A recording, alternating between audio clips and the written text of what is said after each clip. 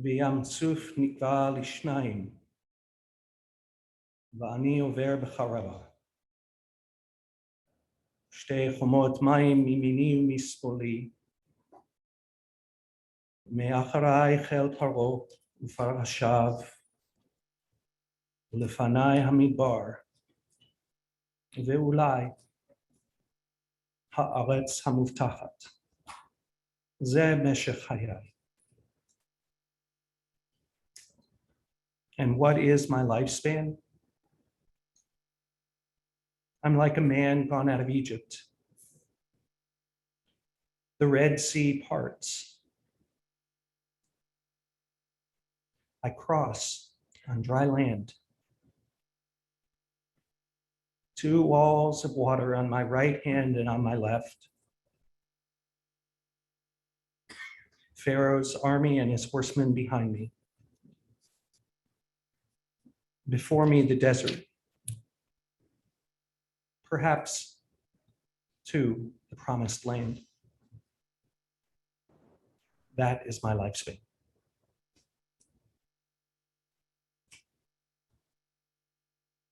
The first of our Hespedim, first of the remarks today, will be offered by Rabbi Sager's lifelong friend, Ed Hamilton.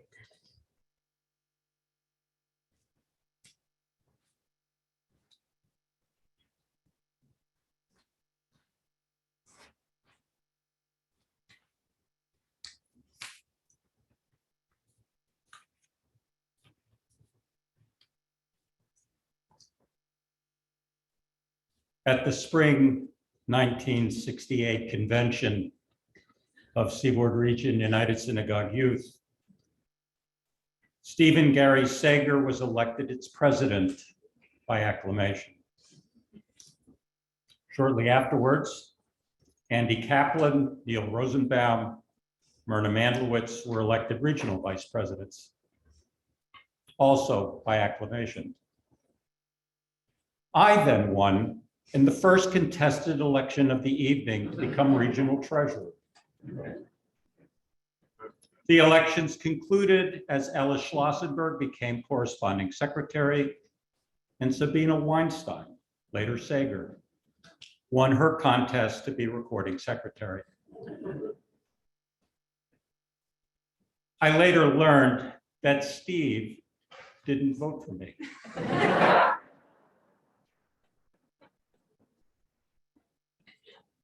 But by the end of that year as regional officers, he and I were best friends.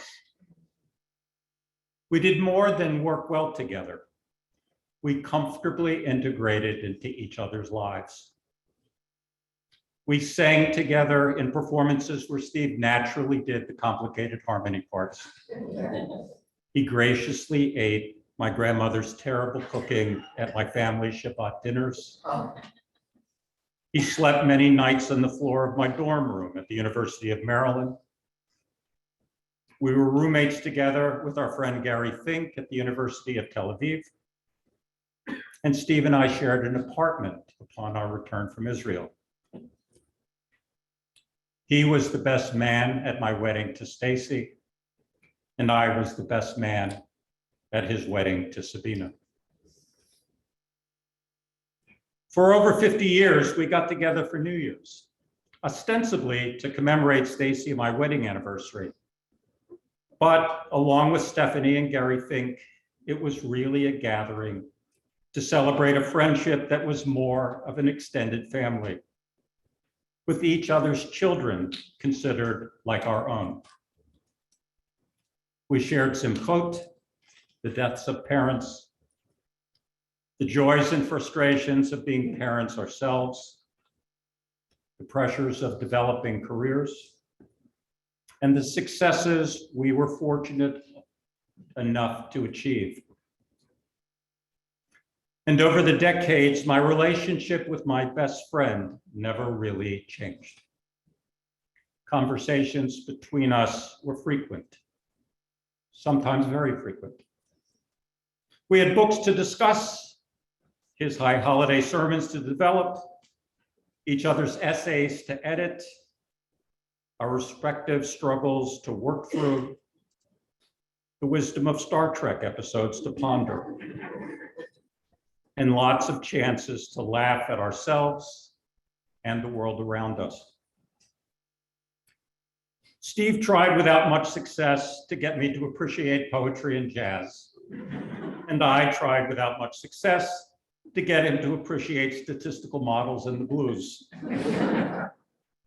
But from our time as USY regional officers, we respected our very different interests and talents and delighted when we had opportunities of combining them. I always knew that only when one of us died would our friendship end. But I never imagined it would happen this way. I always thought that Steve would alchemize his remarkable abilities as a rabbi, teacher, poet, and scholar to deliver his usual and customary most fabulous eulogy at my funeral. Instead, I'm here speaking to you at his, figuring out how to accept the fact that he will no longer be an active participant in my life.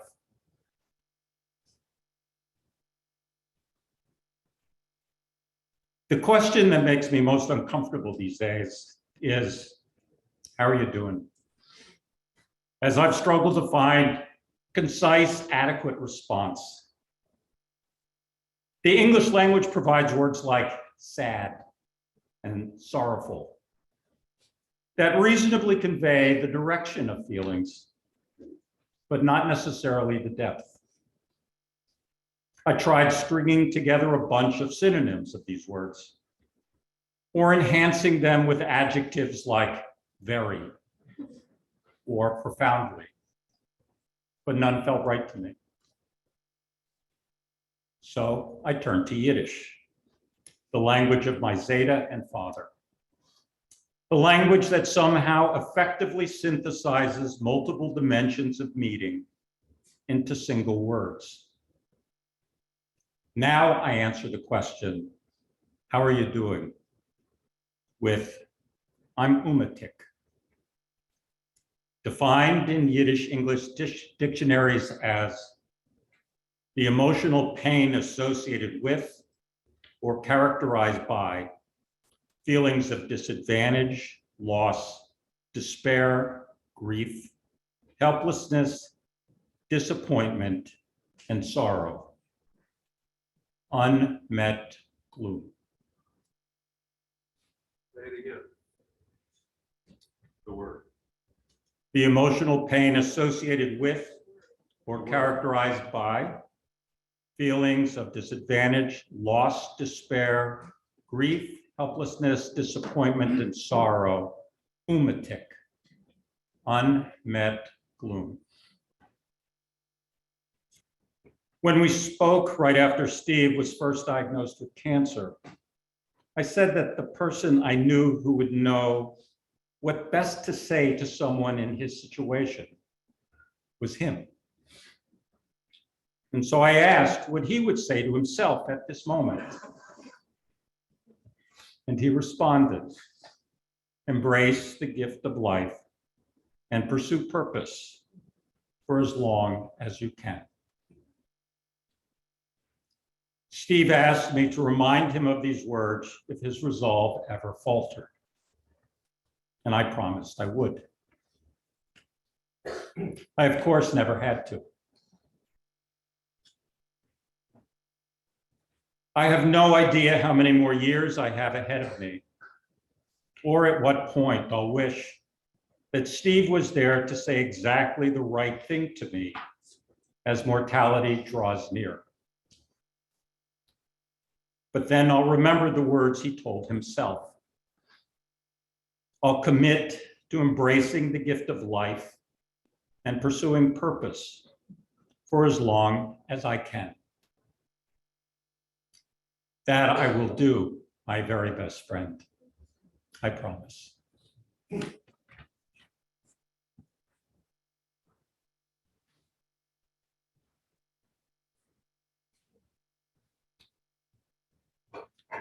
We'll now hear from Gary Fink.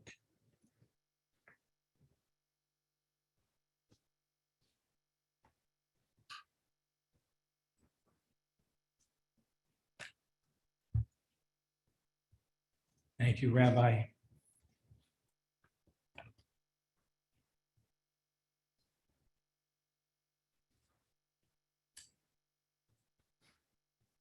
I met Rabbi Sager when we were around 16 through, as Ed pointed out, the conservative Jewish youth group, USY. In some ways, our lives ran parallel courses. He was Stephen Gary, I am Gary Stephen. We both studied at the University of Maryland and were roommates on the Semester in Israel program with Edward Hamburg, who you just met.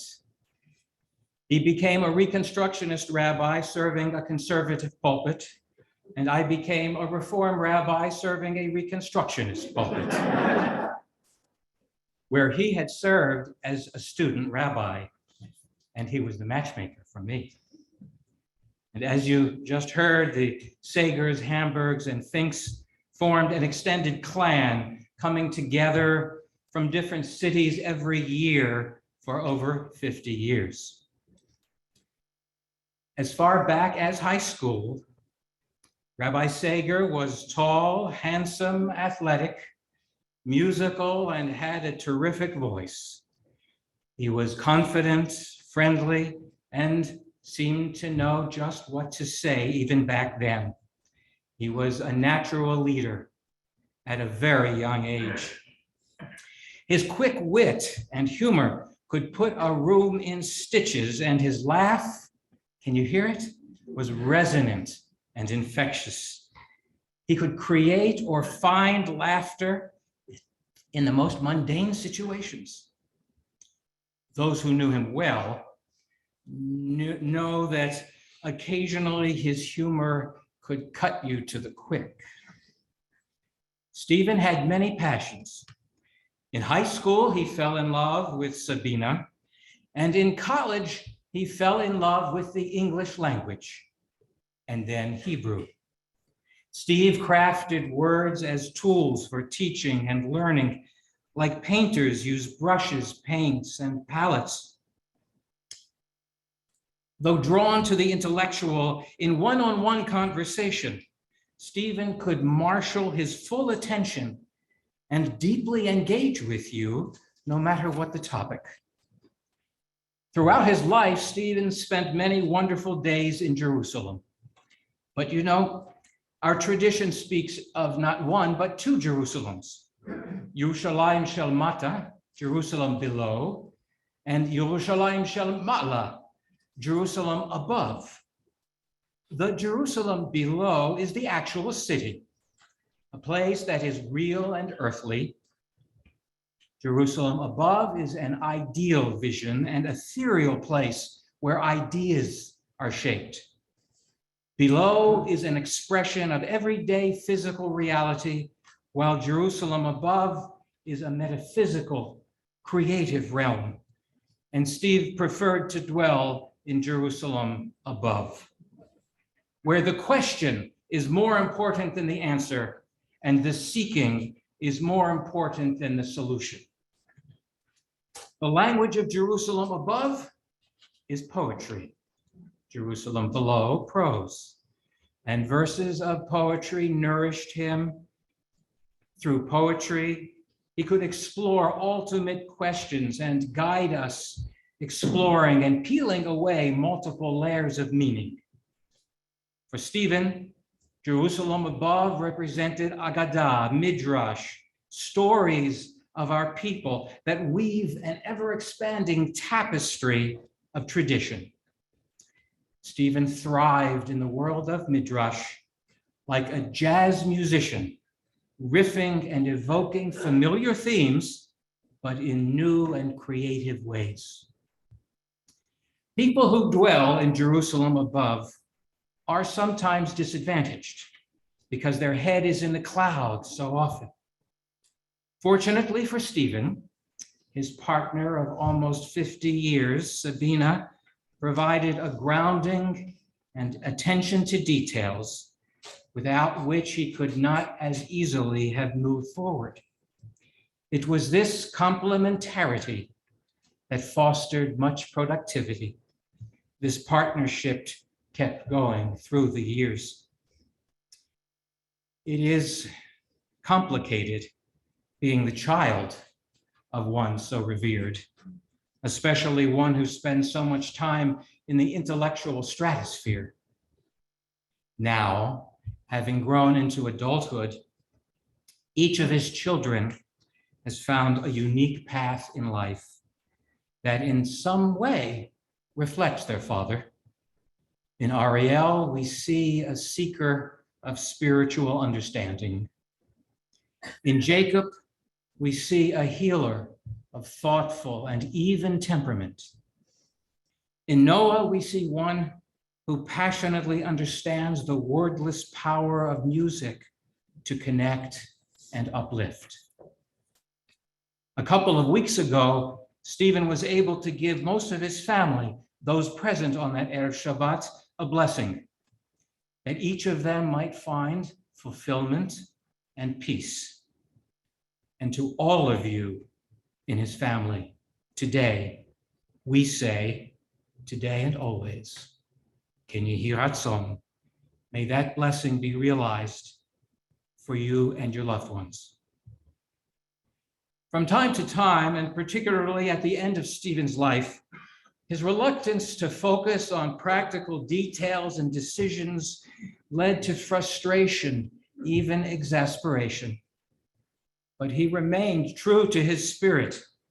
He approached death as he approached life, seeking to learn and teach at every possible moment. Hospice and hospital nurses are used to questions about physical conditions and symptoms. But Stephen was not interested in any of those practical matters. His nurses never, ever had a patient in all of their years who, rather than asking, how much time do I have left? Or will this procedure hurt? Would instead ask, what is the meaning of IV hydration? What is the Torah of lorazepam? I mean, how do you answer a question like that? Who asks a question like that? Rabbi Stephen Sager, Rabbeinu Morenu, our rabbi, our teacher. The following poem describes, I think, his unique style of teaching. It is not an Amichai poem, forgive me, or from Rivka Miriam, but was written by Ted Kooser, an American poet laureate. And it describes, bear with me, a custodian waxing a floor with a large, heavy buffing machine. These machines have no steering mechanism, but must be tilted gently back and forth by a large metal handle, right, left, forward, back, in order to move. Here is the poem entitled Waxer. I once watched a man wax a hallway with an overweight rotary buffer that he waltzed from one side to the other by tipping it ever so slightly, letting the bristles on one side get a grip on the floor, drawing the big machine in that direction, then artfully tipping it into the opposite, letting it lead, letting it whirl him out over the beautiful shine that the two of them made as they swept down the hall. The man always in charge, but cajoling his partner into believing that she was stealing the show while the man merely followed. The two swirling over the gloss from the overhead lighting, gracefully rounding a corner and gone. The poem for me eloquently describes his particular style of teaching. Rabbi Sager rarely taught in a straight line. He would teach almost always with a written script. He begins in one place, Then he steers the conversation to the right, then moves to the left, then goes around and around with the push and pull of ideas interacting with us, moving in various directions. At times, listening to Stephen, I must confess, I would say to myself, where the hell is he going with this? And then he would manage, circling back around, bringing us back to the place where we began. And looking back at where we'd been, we would see that the area that we covered was illuminated with greater clarity and with deeper reflection. Last week, Rabbi Sager finally revealed why it is that he rarely used a written script. He recounted that in 4th grade, he forgot his line in a play and was greatly embarrassed. Then, to make matters worse, a fellow student gave him the line out loud, spotlighting his forgetfulness, embarrassing him even further. Ever since then, he explained, he avoided using a written script and instead developed a mental muscle to follow a general outline entirely in his head.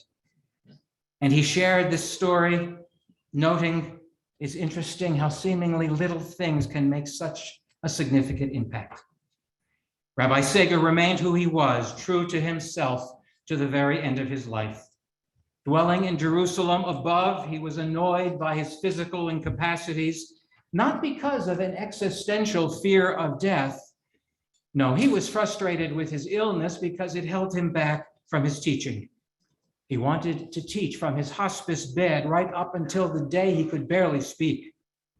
3 days before his death, confined to his bed, barely able to move, he had us frantically searching the shelves of his extensive library for a particular book that contained a particular poem so he could make a particular point, that memory and legacy overcome death.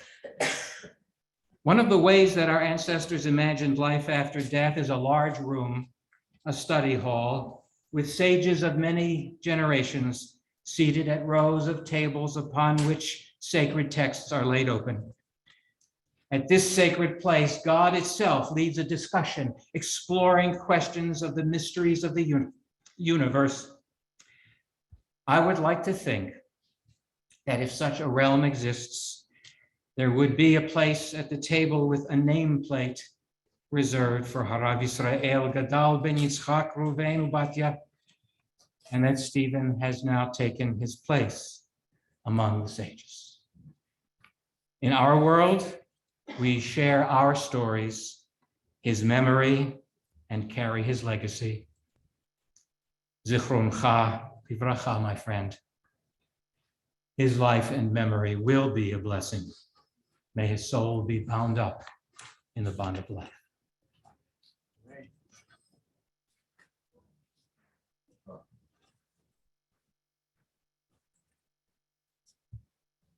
Thank you, Rabbi Fink.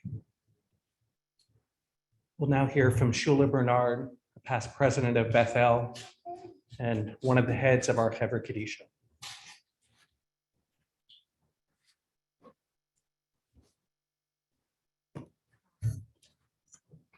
I hate these masks. I'll get it off my ear in a minute.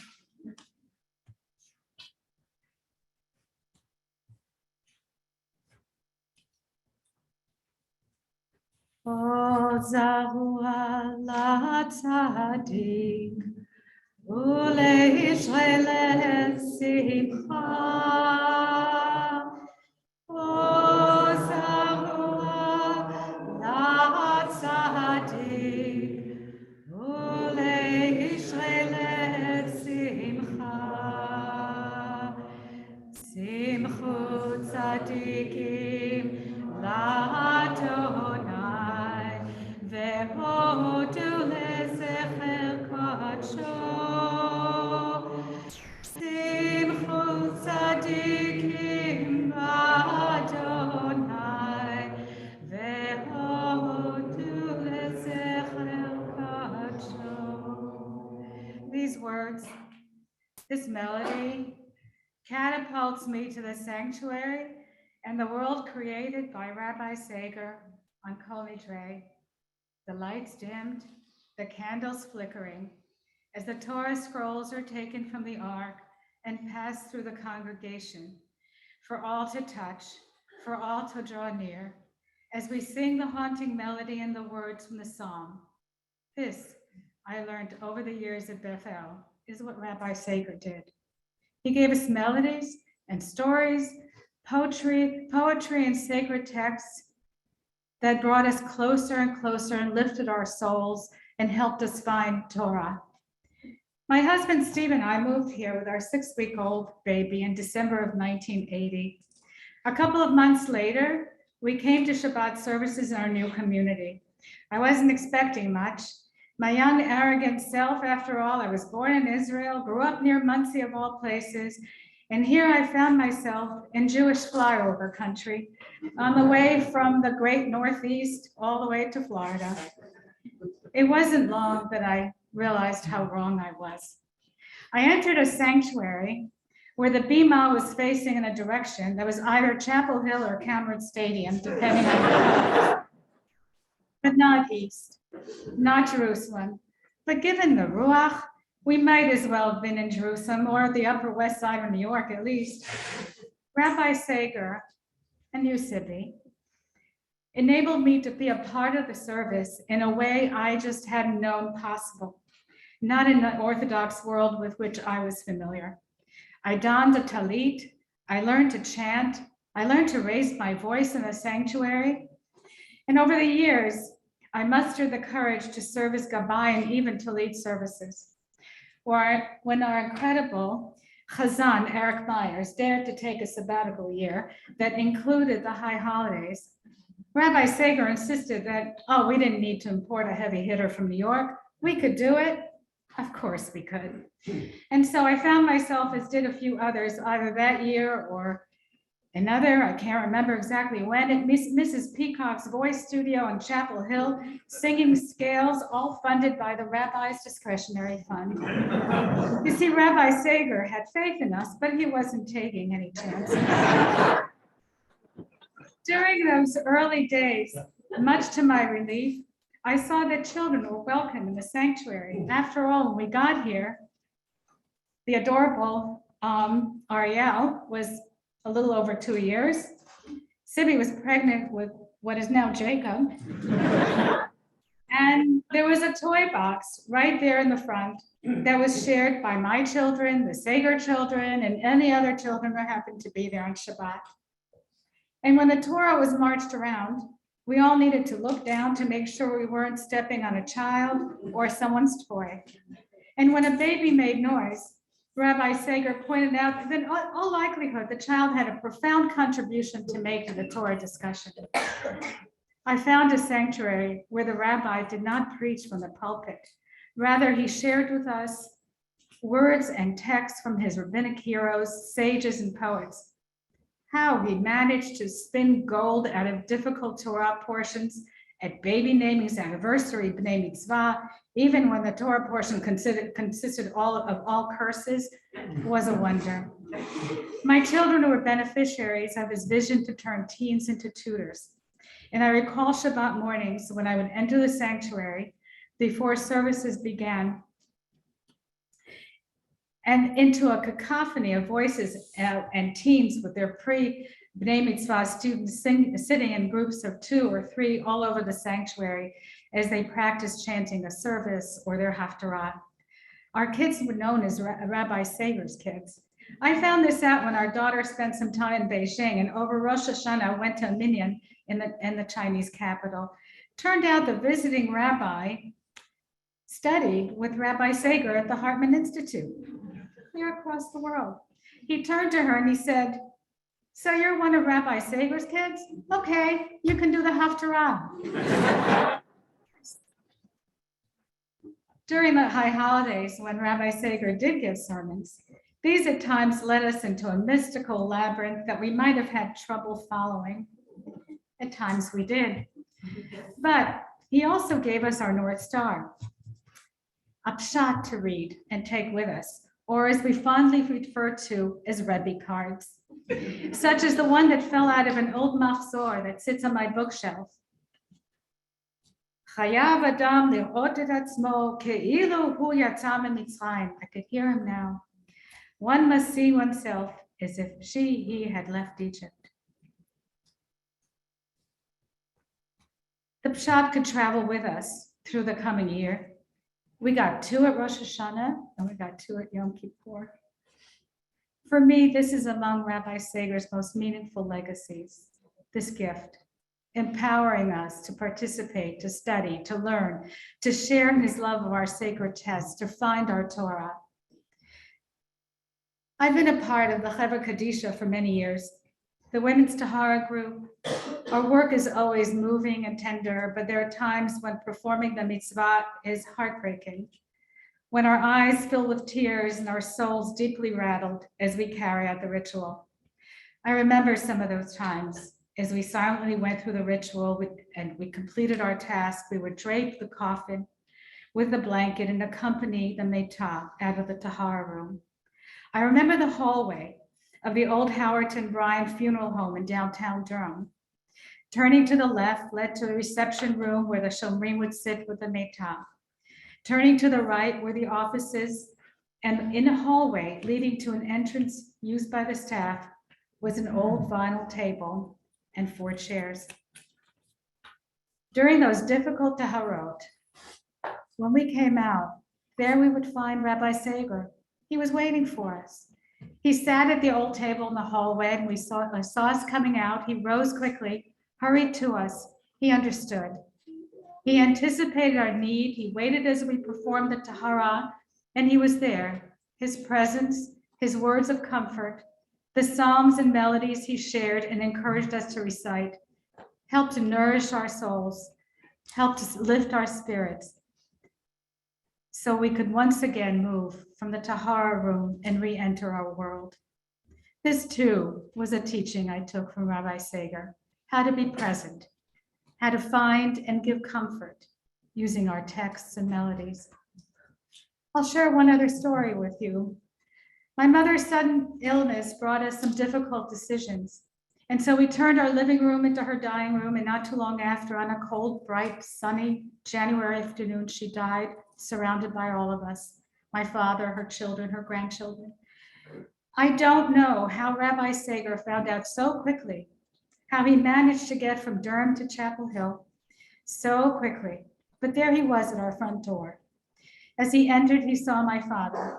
My father, who was tearful and grief-stricken, was very hard of hearing. His vision was poor, and he suffered from dementia. He was living more and more in his early years in Eastern Europe, but my mother was always with him. Rabbi Sager seemed to understand that he was lost, struggling to understand but not fully grasping that his wife of over 60 years was gone. Rabbi Sager took him by the hand, sat him by my mother's side, and began singing Tehillim. His strong voice, along with my father's shaken one, filled the house and was so soothing for all of us. This was a gift I will never forget, and for which I will always be grateful, one that still gives me comfort when I recall my mother's death. Rabbi Sager continued sitting with him and continued to chant and sing until David Clapper arrived, and the Psalms accompanied my mother to the hearse.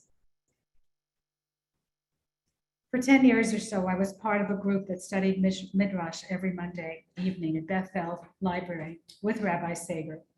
He encouraged us, regardless of our fluency with Hebrew or how learned we might be, to share our interpretation, to find our own Torah in the words, as well as the white spaces, to get to know and to honor the sages as we consider the context of the world in which they lived. There's a story that lived with me, and his memory is elusive, I think, but I'm not certain it's from those years. But recently I learned that the story and interpretation, as I remembered, was not the way the Midrash reads. The interpretation, actually, my memory of the story was all wrong. What I remembered, what I took away, probably came up during the discussion. I don't believe that that would have mattered to Rabbi Sager. He enabled me to take away from the text and taught us that what each of us brings to the stories has validity. And what is most important is that we continue to struggle with and find meaning in our sacred stories and in our Torah. It seemed to me, and it's no surprise to most of you, that Rabbi Sager's most beloved prophet was the poet Yehuda Amichai. And when I told him once that I found it difficult, this is pre-Amazon days, to find some books in Hebrew, the next time he traveled to Israel, he brought me 2 books of Amichai's poems. And I'd like to end with some lines from the book that he brought me, one of the books that he brought me. B'terem hasha'ar yisager, b'terem kol ha'amur ye'amer, b'terem ehyeh echad. Before the gate has been closed, before the last question is posed, before I am transposed. Od pam ishma tov shibata. So good we were blessed and privileged to journey with Rabbi Sager for all these years. His name will always be for a blessing.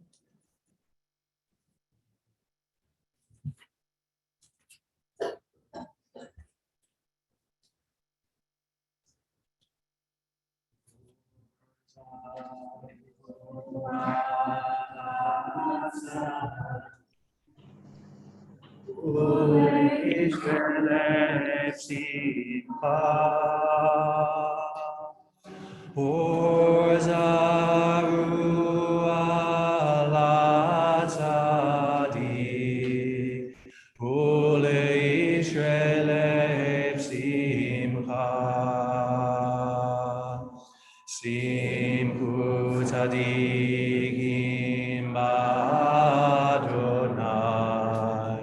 v'hodu lezecher kodsho. Simchu tzadikim b'Adonai, v'hodu lezecher kodsho.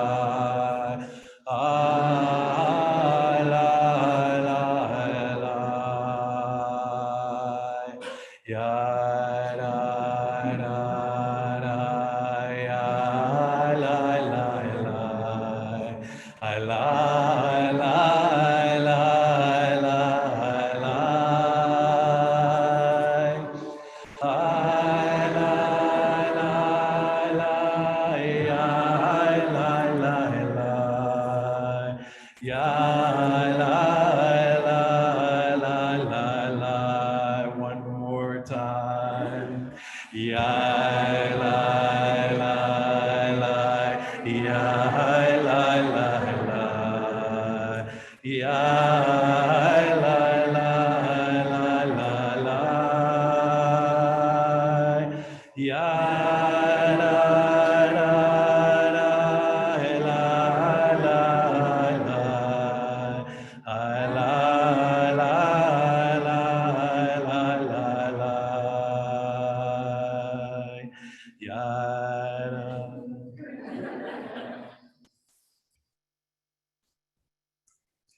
It's his daughter. If my father was here, would say, we need to stretch a little bit. And it's like, I invite you if you feel that you need to stretch a little bit. You need to stand a second and stretch your legs, your arms. You know, we've been here a little while. I'm serious. I see everyone doing it. 7th inning, you know? You gotta just, it's a must. We would appreciate it.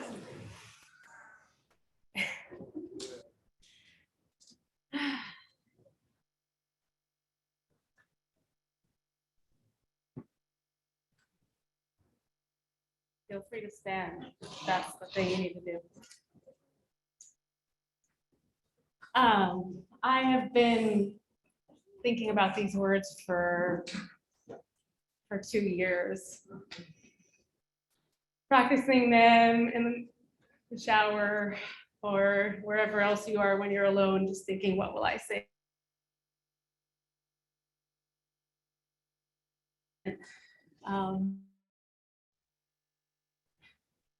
Just before I start, for those of you who don't know, I've been in Durham for over 2 months. 2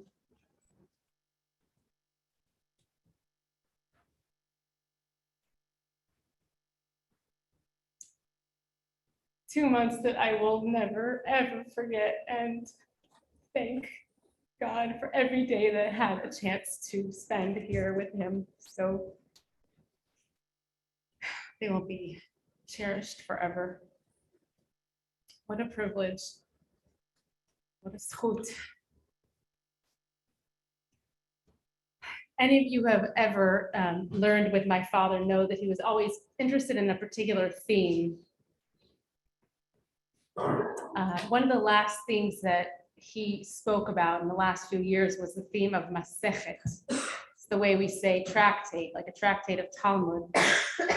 And that word also means connecting or weaving together. In a tractate of Talmud, you'll find ancient conversations, discussions, debates, and arguments on a particular theme that are combined and woven together into a masterpiece that becomes sacred text. These different parts are integrated based on their connections with one another into a masechet, or a weaving.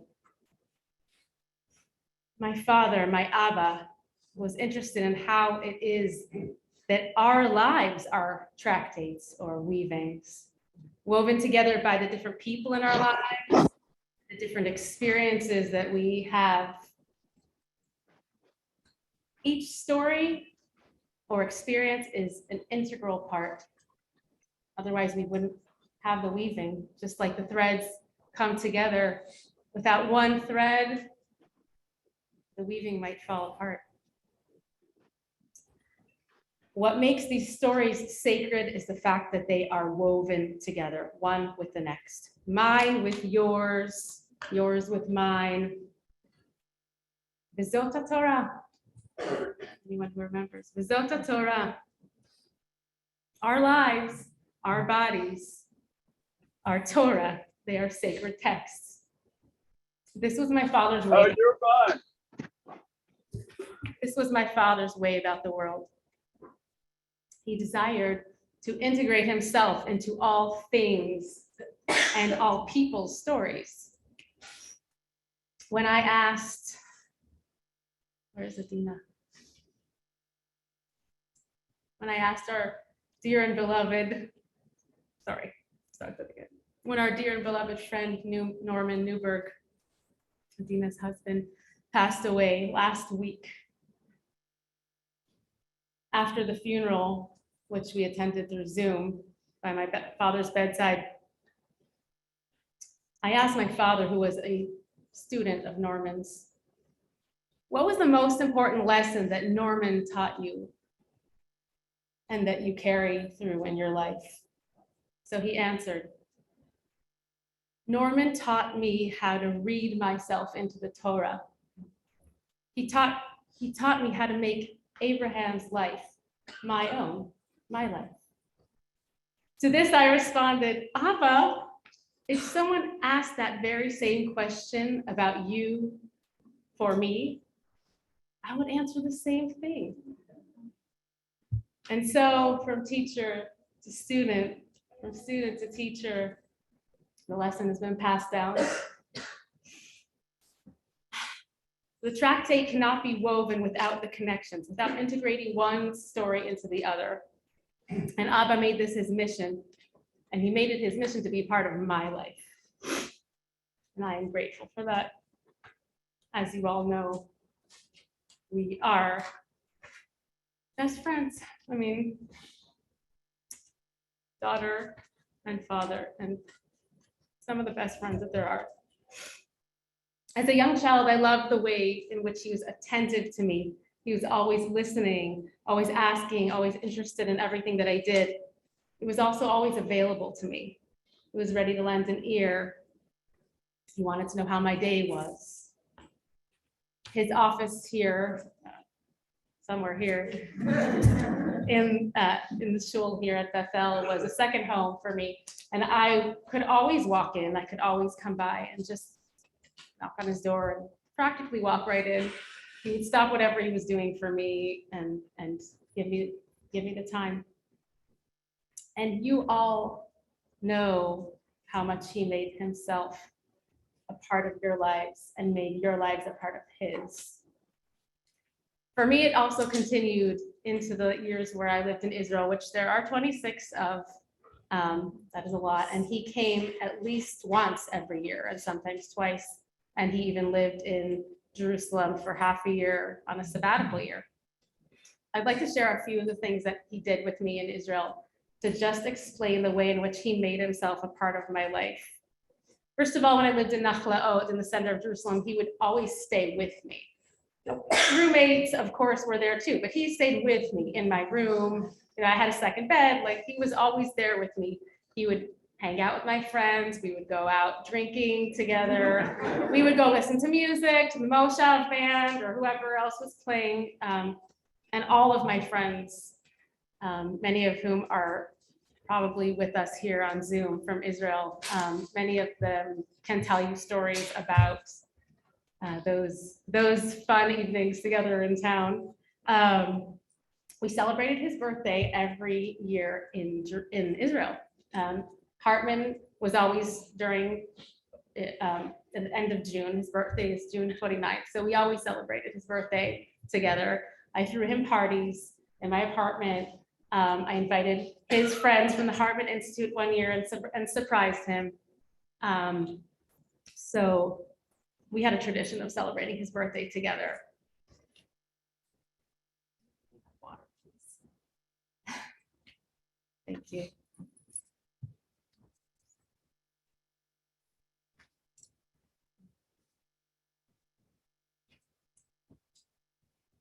A story I must share.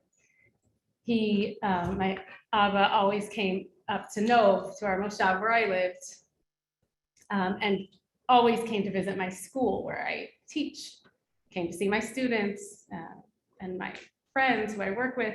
And one year he decided to come on a class hike, tiyul. He did not know that this was the most scorchingly hot day of the year. He came in his blue jeans with his running shoes, and little did we know that this was one of the longest, hottest hikes, and was mostly in the sun. But he did it, and he came with us, and he did the whole hike with us, and my staff will never, ever let me down for that one. They still recall it like, oh man, I remember Ariela's father, and I just looked over him, and he was red as a tomato, and I thought, is he gonna manage this? Oh yeah, he did it all. He walked around Jerusalem endless hours. He went everywhere and did anything. This year during the pandemic, or these past years during the pandemic, when we discovered Zoom and the ability to be together from afar, and knowing that my father had limited days, I decided to cherish as much as I could as many moments as possible. And I wanted to learn with him and I wanted to be with him. So I started a group of friends in my moshav and other places in Israel who got together every 2 weeks and learned with my father on Zoom. He taught them and he became his students. And they were really wonderful, wonderful times to cherish. And when my father did visit us in Nov, he made himself a part of our moshav. People know him. And when he got sick, people came to me and said, but your father's so wonderful. And stories started coming out how my father would never just say hi to someone. It was always looking really deeply into them and how are you and who are you? And people in my moshav feel that he's a part of their lives and the fabric of our moshav in Israel. What about you? In what way did he make himself a part of your life? I'm sure there's so many ways. Some of them were mentioned today already. Shula mentioned making the cries of the children or the outbursts of the children just part of his drasha and keep on going. And they were woven into that fabric. What about sitting on the floor and playing with children? He didn't relate to children as an adult relating to a child. He sat down on the floor and crawled under tables in order to relate to the children through their eyes and find out who they were and what's going on with them. And at the end of his life, in the recent months, Abba wanted to make a final trip to Israel. He didn't make that trip, but he wanted to, and I was very honored personally, but I said, Abba, why do you want to come to Israel? What is it that you want? What is the reason? He did not say, I want to see Jerusalem. Jerusalem wasn't, Jerusalem's in his heart. He said, I don't need Jerusalem. I don't need the Kotel. I don't need to go anywhere but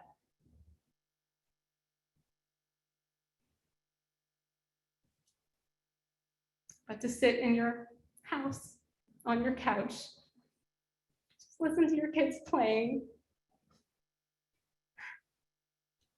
hearing a knock at the door, and knowing that a Teret was there. My daughter Geffen's best friend. I just want to be in your life. I think that sums it up.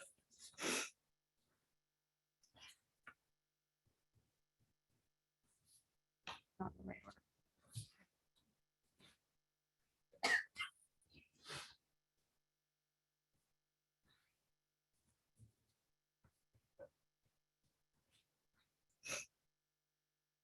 So I want to make sure I didn't forget anything. This is why I'm spending time.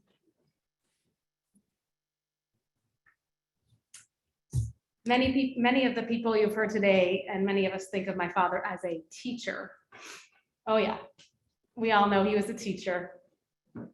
He is a teacher. We will continue learning from him.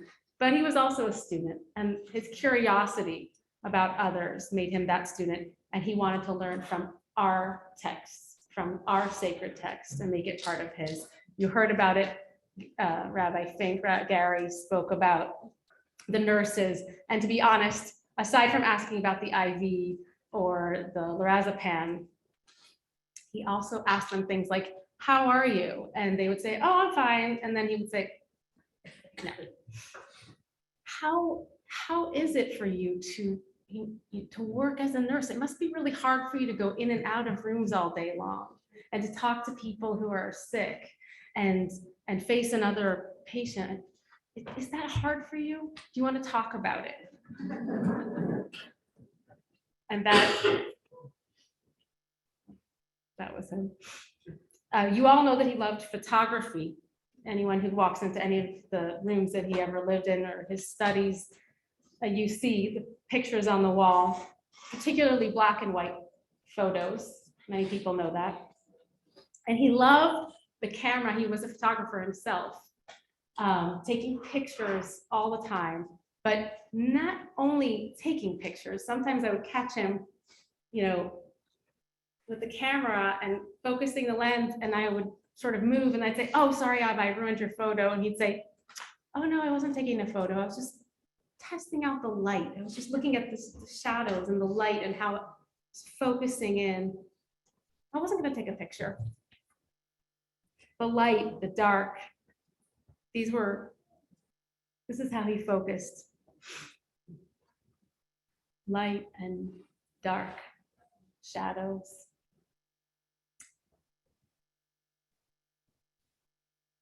The moon, in its essence, does not have its own light, but it reflects the light of the sun. And so the Jewish people are also likened to the moon as we reflect the light of heaven, the light of God, out into the world. We take the light and we reflect it. Abba was a reflector. He was a reflector of light that he received from the deepest secrets of Torah and of all the sacred texts and of all the modern Israeli poets and of every book that he read in his rich library. In texts, in photographs, and in life, he noticed the light and the dark and tried to read the story between the lines. On the night that Abba died, the moon was full. If any of you noticed. Ketvav Iyar. It was full. It's casting out the most amazing amount of light that it could. And if any of you at the end want to talk to Jonathan about details of this, Jonathan Breitzer could probably help you and me figure this out. But it was called a flower moon because I understand the full moon of May is called the flower moon. But it was also a super moon because it was in its closest place that it can get to us, to Earth. So it was gigantic. But not only that, it was also a blood moon, or in this particular case, a full lunar eclipse that night. And interestingly, at the, I think, almost exact moment that my father's soul left this world, the moon was covered in complete darkness. The biggest light that there is that we see in the night was dark for that moment, only to be uncovered, of course, later.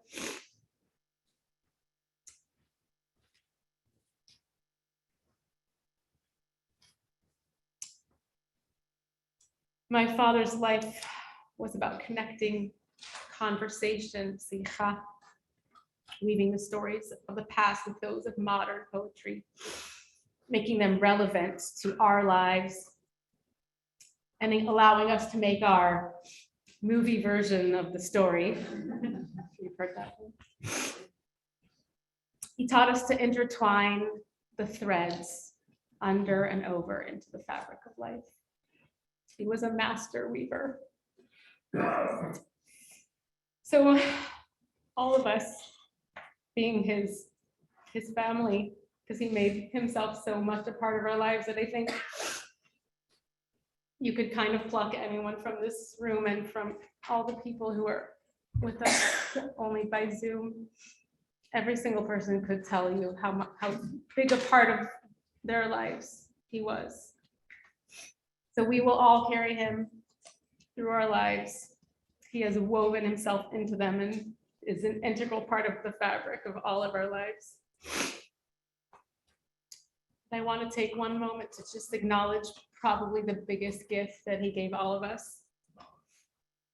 I wish for all of us, and bless us all through the Torahs that you've taught us, Abba, that we all value the sacred texts that we are, that he taught us to be. Bezota Torah, we are all Torah.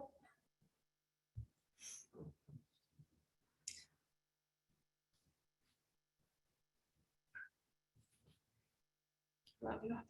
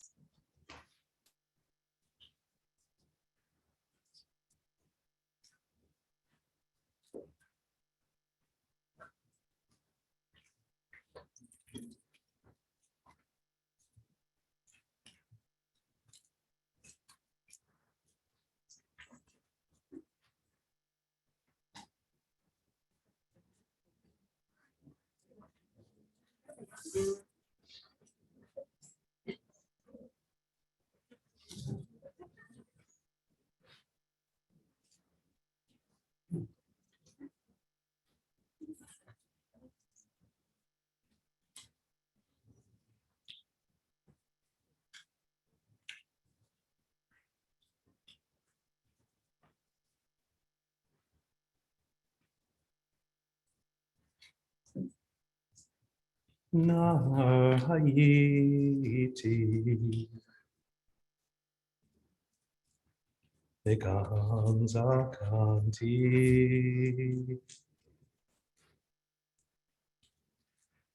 Lord Hayiti Tzadik Nezah Lord Hayiti Tzadik Nezah Bizarro mevakesh lachem Nar Hayiti Begam Zakanti Lo Hayiti Tzadik Nezah Lord Hayiti Tzadik Nezah V'zara mevakesh lachem Adonai Oz Le'amo Yitein Adonai Oz Le'amo Yitein Adonai Yevarech et Amo Shalom Yadadai dai dai dai dai dai Yadai dai dai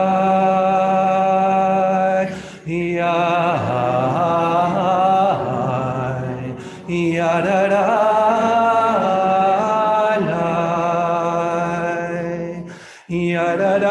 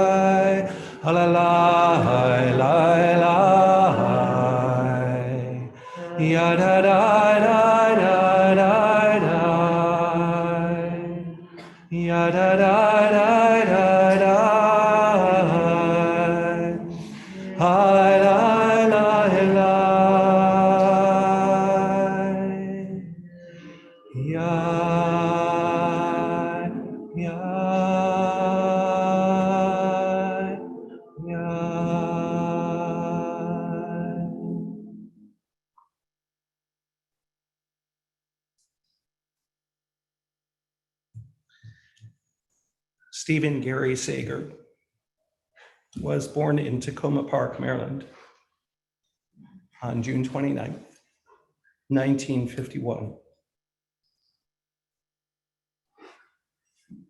As big brother to Barry and David,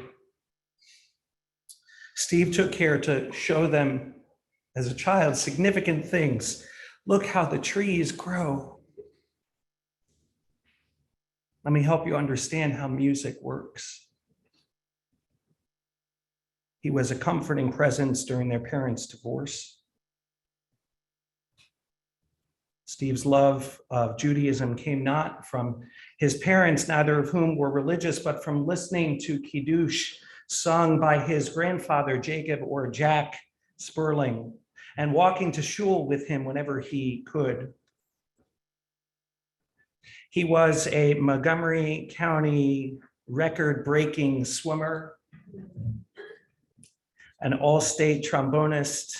He seemed good at everything. A wonder to me, said his younger brother, David. I was in awe of him.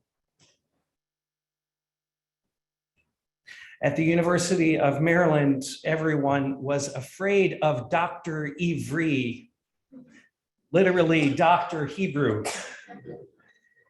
a renowned professor of Hebrew language and literature. But Steve walked alone into his foreboding office, asked him a rather sophisticated question, to which Dr. Ivri responded, such a sophisticated question, you're a baby.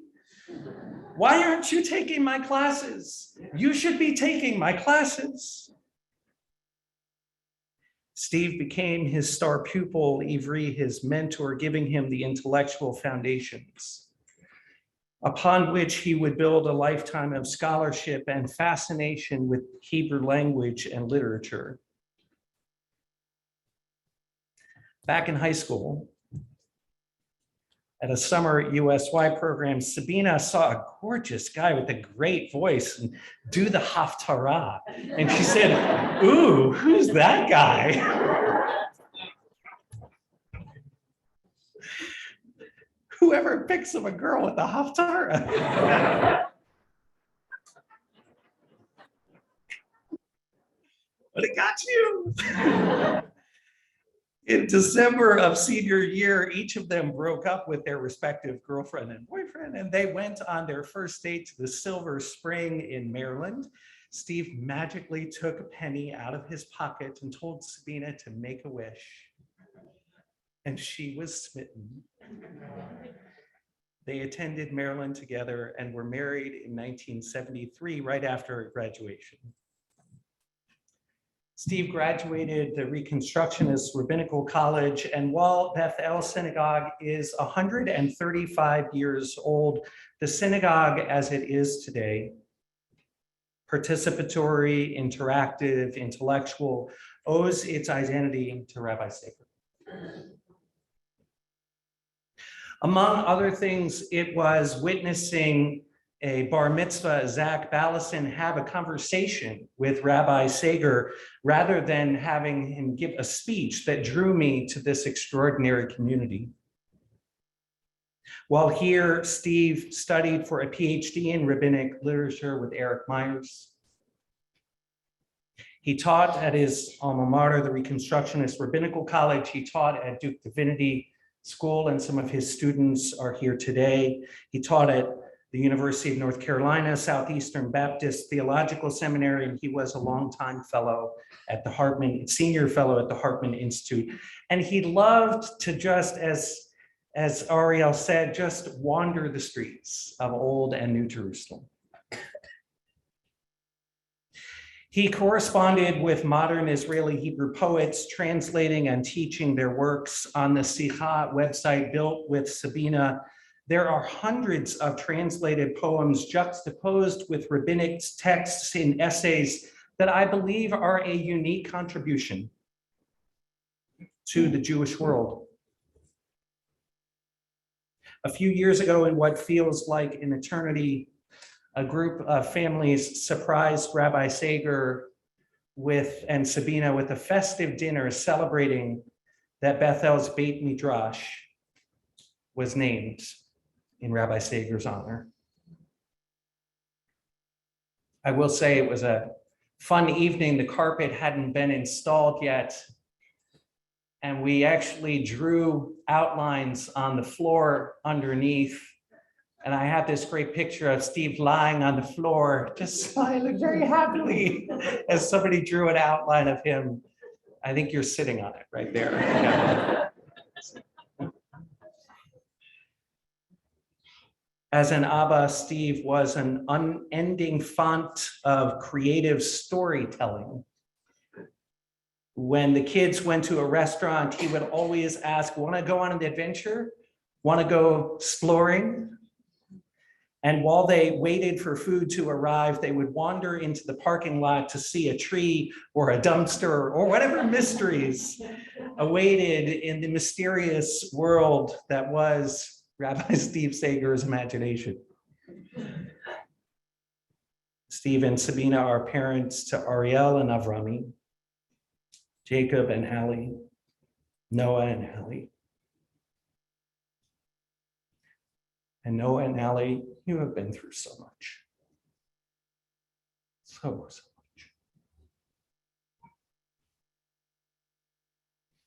Steve was Saba to Maya, Daniel, Danielle, Geffen, Yehuda, Zoe, Sasha, and Georgia of blessed memory.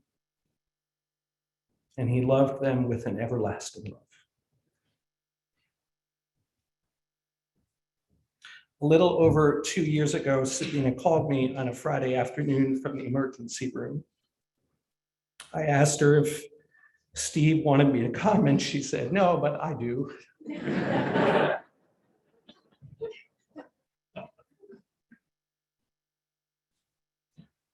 I drove right over, and we shared a long, tearful hug, the first of many that we have shared since then. I was printed out a visitor's pass and allowed to pass through the emergency room doors like entering a king's chamber of the Holy Temple, back to one of those exam rooms where they hold you forever until a hospital room comes available. With no offense to all the doctors who are here. I gave Steve a hug. We sat for a while in silence. And then in the exam room of the emergency room, he turned to me and he said, it's so interesting. When I put these clothes on this morning, I never imagined that I'd be wearing them here. It's so extraordinary how life and perspective can change so quickly. I look back on that moment with awe.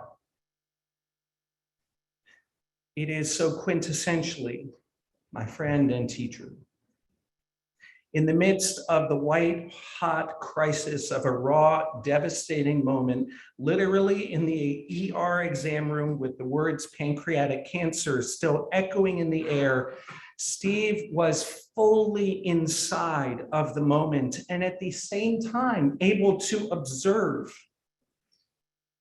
what was happening with a sense of fascination and awe and even love. There is a philosopher, Micha Goodman, who says in a book about the Guide for the Perplexed that Maimonides in that book says that a philosopher with the most evolved of souls is able to refocus our desires from satisfying our worldly wants, such as, for example, wanting to understand why good people get pancreatic cancer, to attaining knowledge of God by means of understanding the world. He says the urge to consume the world causes suffering. The desire to understand brings happiness. And I believe I was witness to Steve's very high soul in that moment. He had no real interest in worldly wants other than to understand, to think, to ponder and ask and answer and observe and offer insight and presence and love. There were so many people who cared for Steve on this last journey, and he was so grateful to so many of you and all of them A few weeks ago, his eyes welled up with tears as he told me about how Avrami and his friend Eddie had so calmly helped him after he had fallen. His body had lost its power, but he was not angry or bitter at the indignity. He was grateful and even awestruck, overcome by what he called a conspiracy of chesed, a conspiracy of loving kindness. He was transitioning from this world, seeing more and more light. This past Shabbos at dinner, he enjoyed some yummy brisket and a pretty good size of piece of a flourless chocolate cake my wife Jen made for Sabina's birthday. But he wouldn't eat. He wouldn't eat until he knew that Elijah had eaten some food. Yes, I said that. These past few weeks, the favorite among his many caretakers is named Elijah. Elijah is, of course, what we call him. I don't know if he's here. Elijah, are you here? Okay. As Elijah and Elijah often happens, here and not here. And as Elijah prepared to leave, Steve called out weakly in some of the last words that he spoke in this world, "Take some food." He just wanted to participate in the conspiracy of chesed. Sabina, I said he wasn't angry or bitter, and that was true a lot of the time. But as rabbis' families know all too well, it wasn't true all the time. He was a source of Torah and comfort to so many, but he was only able to do that because of you. Only because of you. With you, he also was a person like the rest of us. There were moments of anger and being short, and you took the brunt of those moments, but you created a conspiracy of chesed around him. And he loved you with an everlasting love. And we do too. And we'll be with you. You are not alone.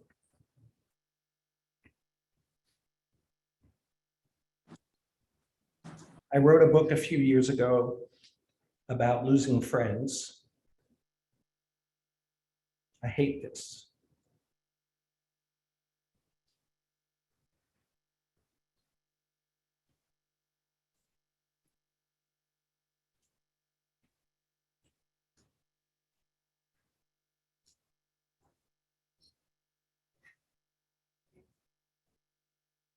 But I would not trade my and Steve's friendship to avoid this pain. Because to love is to be and be loved is a blessing. And it hurts so much because the love is real. And I will choose a painful, vulnerable, connected life over one of isolation and free from pain over and over again. And while I will miss Mori v'chaveri, my friend and my teacher, Rabbi Steve Sager, he taught me that the eternal part of him remains in the Torah, in the harmonies, and of course in the poetry. As we prepared for this day, I told him I need an Amichai poem for the funeral. I really did. And the question lingered for several months, as if perhaps to put it off might buy us some more time. But after his stay in the hospital at the beginning of the year, I asked him again, and he gave an answer, not like a cypress. He said that some people thought that the poem was Amichai's description of himself and his poetry. And he said, I'd like to think it describes me a little bit as well. I tried not to teach all at once, he said, just a little at a time. And as you listen to the poem he gave us for today, I invite you to carry Rabbi Sager's legacy forward by continuing to learn midrash and poetry, to dare to place a talit over your head and play in the world of tefillah, of prayer, to continue to find your Rabbi Sager, as the poet will say, in blades of grass or drops of rain, in heartbeats or in tapping on small windows at side entrances, in wisps of smoke and grains of dust, in small things. Not at once, but over and over again. Lo kapulosh, not like a cypress. Not at once, not all of me, but like the grass in thousands of cautious green exits, to be hiding like many children while one of them seeks. And not like the single man, like Saul, whom the multitude found and made king, but like the rain in many places from many clouds, to be absorbed, to be drunk by many mouths, to be breathed in like the air all year long and scattered like blossoming in springtime. Not the sharp ring that wakes up the doctor on call, but with tapping on many small windows at side entrances with many heartbeats. And afterward, the quiet exit, like smoke, without shofar blasts, a statesman resigning, children tired from play, a stone, almost as it stops rolling down the steep hill, in the place where the plain of great renunciation begins, from which, like prayers that are answered, dust rises in many myriads of green.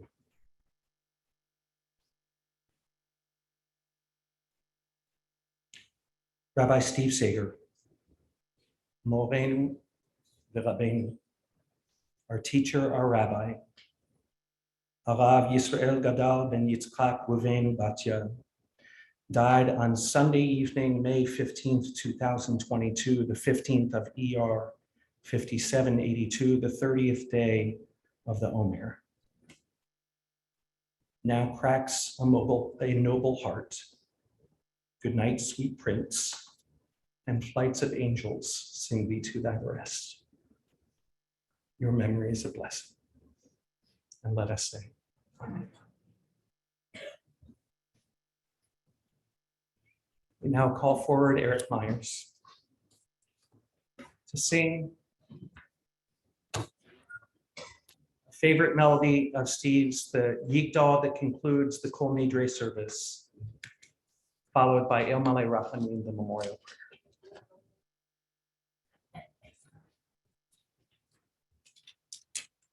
Since I was asked to do this, I've looked everywhere so that I might tell you where this melody came from. The best I can say, it came from one of my mentors, cantorial mentors, who was born and raised in Riga, Latvia, who was my mentor as Chazan in Boston, Cantor Gregor Shulkin.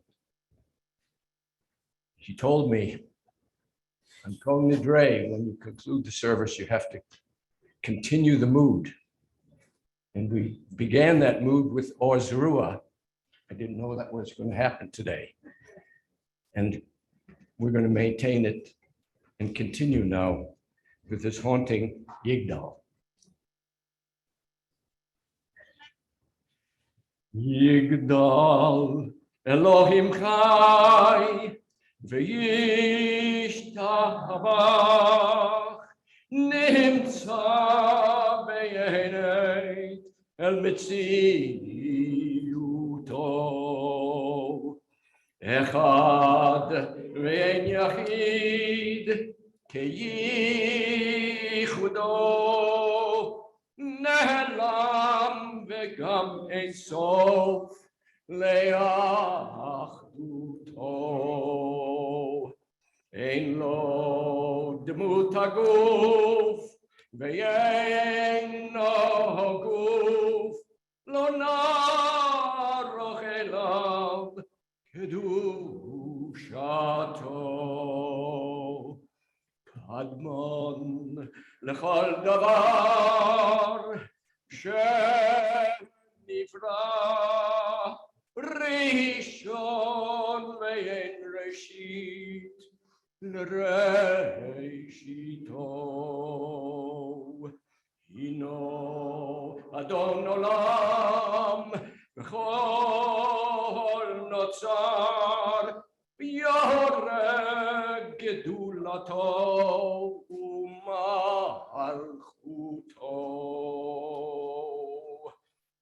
שפע נבואתו נתנו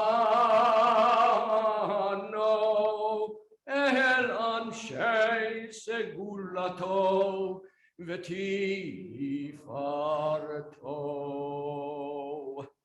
לא קם בישראל כמו שעוד נביא ומביט את תמונתו תורת אמת נתן לים אוהל על יד נביאו נאמן ביתו לא יחליף האל ולא ימיר דתו לעולמים לזולתו סופר ויודע סתרנו מביט לסוף דבר בקדמתו גומל לאיש חסד כמפעלו נותן לרשע רע כרישתו ישלח לקץ ימין משיחנו לפדות מחכה קץ ישועתו מתים יחייל ברוב חסדו ברוך עד היד שגדולתו מתים יחייל ברוב חסדו ברוך עד היד שם תהילתו.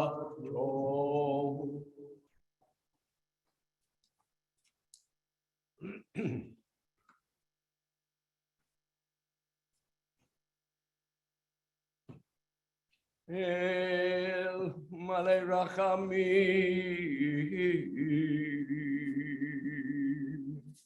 שוכן במרומים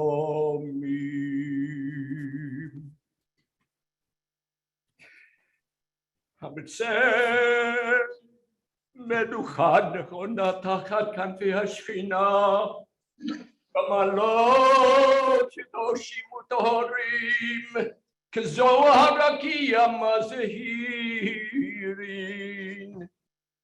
את נשמת בן הרב ישראל גדל בן יצחק ראובן ובתיה שלח לעולמו בגן עדן תהא מנוחתו. הנבל הרחמים הסתירהו בסתר כנפיך לעולמים. וצרו בצרור החיים את נשמתו. אדוני הוא נחלתו, ושלום על משכבו, ונאמר אמן.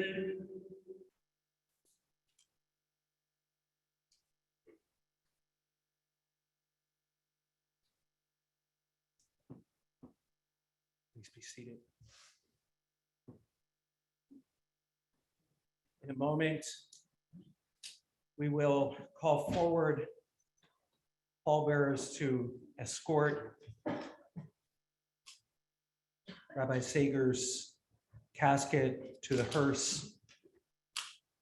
And we'll begin the procession to the Durham Hebrew Cemetery. I want to encourage you, if possible, to carpool to the cemetery. The parking in the area of the cemetery will be limited and crowded, and it will mean some walking. We want to save the area inside the cemetery and closest to the grave for anyone with physical disabilities who needs to be close.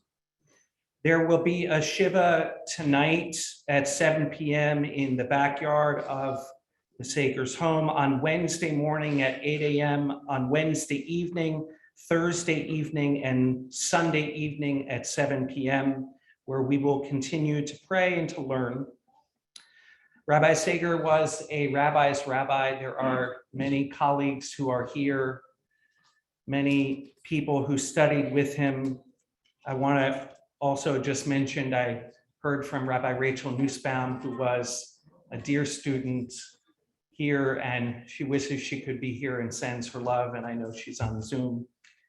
And it is fitting to conclude by asking one of his dearest students, Rabbi Nick Renner, to come forward and to conclude with one more stanza from Amichai.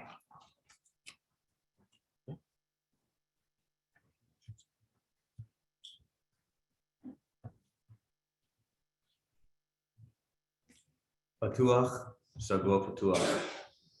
לפני שאדם נולד, הכל פתוח ביקום בלעדיו.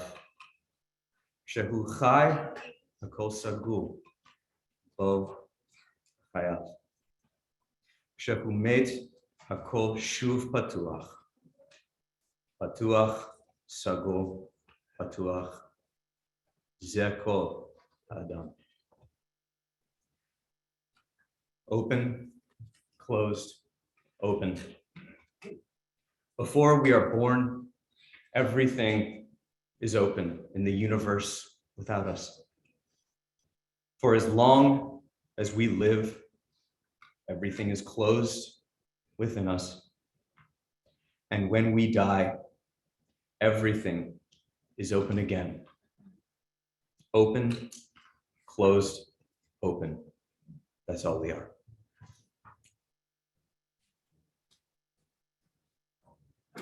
Please rise.